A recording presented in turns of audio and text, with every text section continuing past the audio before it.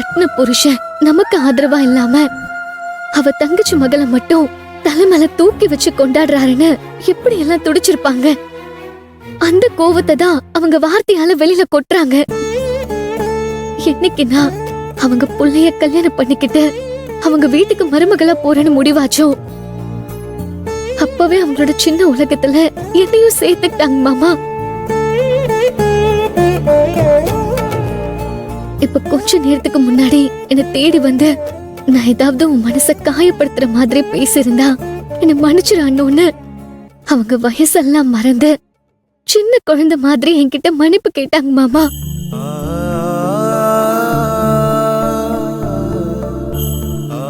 அவங்க என்னெல்லாம் ஒரு ஆளா மதிச்சு இவ்ளோ தூரம் என்கிட்ட வந்து பேசணும்னு அவசியமே இல்லைங்க மாமா. ஆனா அப்படி பேச வச்சது அவங்களுக்குள்ள இருக்கிற தாய்மைதான்.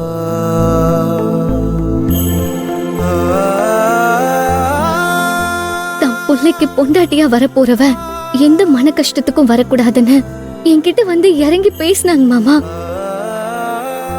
அப்போ ஒரு நிமிஷம் என் அம்மாவே என் கண் முன்னாடி வந்து நின்ன மாதிரி இருந்துச்சு.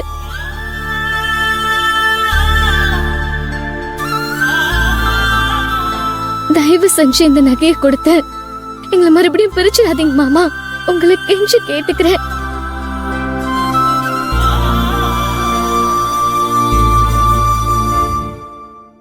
ஏகண்ண இப்ப கூட அவ பிள்ளைக்கு வரப்போற பொண்டாட்டின்றதுனாலதான் அவ இறங்கி வந்திருக்கா. ஏங்கண்ண இதுக்கு முன்னால அவ ஏன் இறங்கி வரல? எதுக்கு மாமா வரணும்? எதுக்கு வரணும்? நான் யார் அவங்களுக்கு? என் மேல எதுக்கு அவங்க கரிசனம் காட்டணும்? நான் உங்க தங்கச்சி மக. உங்க தங்கச்சி உங்க கூட சின்ன வயசுல இருந்து ரத்தமும் சதையுமா வாழ்ந்திருக்காங்க. அது தொப்புள் கூடி உறவுங்க மாமா. நான் உங்க சொந்த தங்கச்சி மக. அவங்க ரத்தம் உங்க ரத்தம். நீங்க என் மேல கரிசனம் காட்டலாம், தூக்கி வச்சு கொண்டாடலாம் மாமா. ஆனா அவங்களுக்கு அப்படி எந்த அவசியமும் இல்லையே.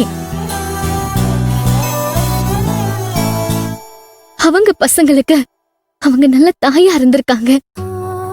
அவங்க புருஷனுக்கு ஒழுக்கமான மனைவியா இருந்திருக்காங்க. பிள்ளைங்க எதிர்காலத்துக்காக ரா பகலா உழைச்சிருக்காங்க. அவங்கள சுயநலவாதி நீங்க சொன்னா இந்த உலகத்துல தம் புள்ள நல்லபடியா வரணும்னு நினைக்கிறேன் ஒவ்வொரு தாயும் சுயநலவாதிதான் மாமா. எனக்கு செய்ய வேண்டிய கட்டாயத்துல நீங்க இருந்தீங்க. அந்த கட்டாயம் அவங்களுக்கு இல்ல. ஒருவேளை நீங்க என்ன வீட்டுக்கு கூட்டிட்டு வந்ததும் அவங்க பசங்களை உங்ககிட்ட விட்டுட்டு அவங்க மட்டும் தனியா போய் ஒரு சந்தோஷமான வாழ்க்கைய வாழ்ந்திருந்தாங்கன்னா அப்ப சொல்லுங்க அவங்க சுயநலவாதின்னு. நான் அதை ஒத்துக்குவேன் மாமா. ஆனா அவங்க புருஷன் துணை கூட இல்லாம அவங்க குழந்தைங்களை ஒழுக்கமா வளர்த்திருக்காங்க, நல்லா படிக்க வச்சிருக்காங்க. நீங்க அவங்க கூட இல்லாத அந்த 6 வருஷமும் தினம் தினம் எவ்வளவு போராட்டங்களை சந்திச்சிருப்பாங்க, எவ்வளவு சவால்களை ஜெயிச்சிருப்பாங்க. அவங்கதான் மாமா நம்ம குலசாமி, நான் இல்ல.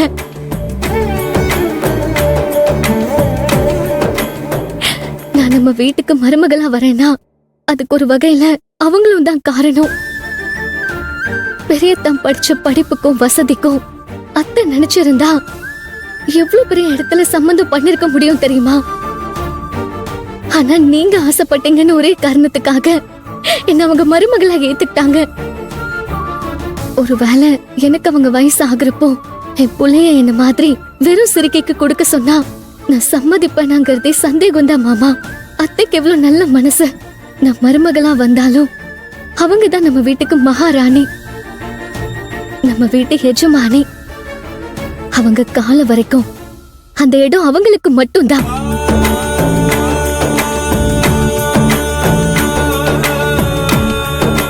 அதுக்கு நான் உரிமை கொண்டாட முடியாதுங்க மாமா, கொண்டாடவும் கூடாது. நான் எப்பவும் அவங்களுக்கு கீழே இருக்கணும்னு தான் ஆசைப்படுறேன். இந்த நகையை என்கிட்ட கொடுத்து அவங்களை என்கிட்ட இருந்து பிரிச்சிடாதீங்க. இது அவங்க கிட்டயே கொடுத்துருங்க மாமா.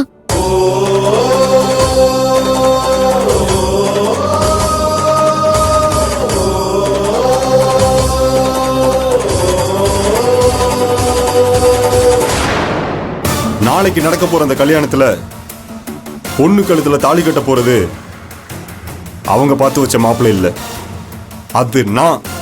உன் பிளான் தான் என்ன? சொல்றேன், கவனமா கேட்டுக்கோங்க. இந்த ஊர்ல இருக்க ஸ்கூல்ல தான் இந்த மாப்பிள்ளையோட அப்பா வேலை செஞ்சு ரிட்டையர் ஆயிருக்காரு. பையன் கல்யாணத்துக்கு கண்டிப்பா அந்த ஸ்கூலுக்கு பத்திரிக்கை வச்சிருப்பாரு. ஆனா மாப்பிள்ளைக்கு அவங்க யாரு எவருன்னு தெரியாது. நீங்க என்ன பண்றீங்கன்னா, முகூர்த்தத்துக்கு கொஞ்ச நேரத்துக்கு முன்னாடி வந்து அந்த ஸ்கூல்ல வேலை பார்க்குற ஆளுங்க மாதிரி உள்ள போங்க. ஸ்கூல்ல பசங்களுக்கு பரீட்சை, அதனால தாலி கட்டுற வரைக்கும் இருக்க முடியாது. உங்க அப்பா தான் அனுப்பிச்சு வச்சாருன்னு சொல்லி ஒரு மொய் கவரை கொடுத்து மாப்பிள்ளைக்கு கையை குலுக்கி 2 பக்கமும் 2 ஆளுங்க நம்ம ஆளுங்க நில்லுங்க. ஒருத்தன் போன்ல போட்டோ எடுக்கிற மாதிரி நடி. மாப்பிள்ளை சிரிச்சுக்கிட்டு போஸ் கொடுக்கும்போது 2 பக்கமும் நிக்கிற நம்ம ஆளுங்க அவன் முகத்துல நான் கொடுக்கிற மயக்க மருந்த வச்சு அவனை மயங்க வச்சிருங்க.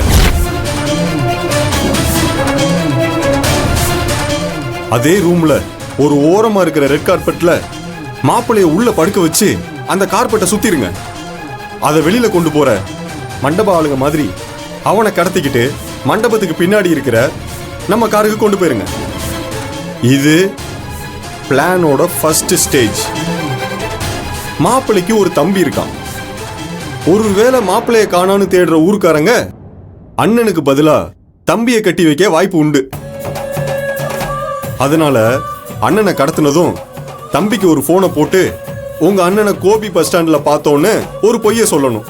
அப்புறம் அவன் என்ன பண்ணுவான், அண்ணனை தேடி வெளியே வந்துருவான். அப்ப அவனை நாம தூக்கணும்.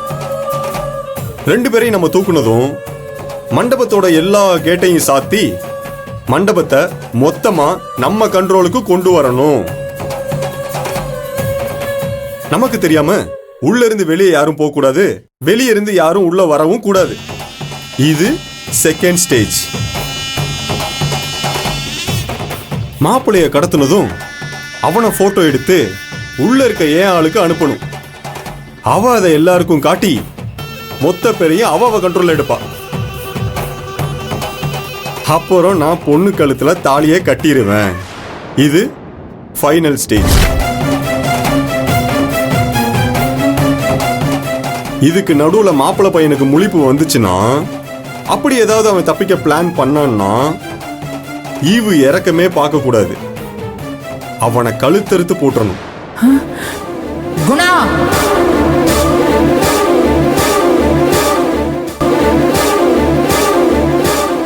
டேய், உன்னை கையெடுத்து கும்பிடுறேன்டா. என் பிள்ளைய ஒன்றும் பண்ணிடாத. இத பாரு, உனக்கும் என் பிள்ளைக்கும் எந்த பகையும் இல்லை. அன்னத்தினால வந்த பகைதான். உனக்கும் அன்னத்துக்கும் நடந்த நிச்சயத்துல உன்னை போலீஸ்ல பிடிச்சு கொடுத்தது அந்த அண்ணமும் என் புருஷனும் தான்.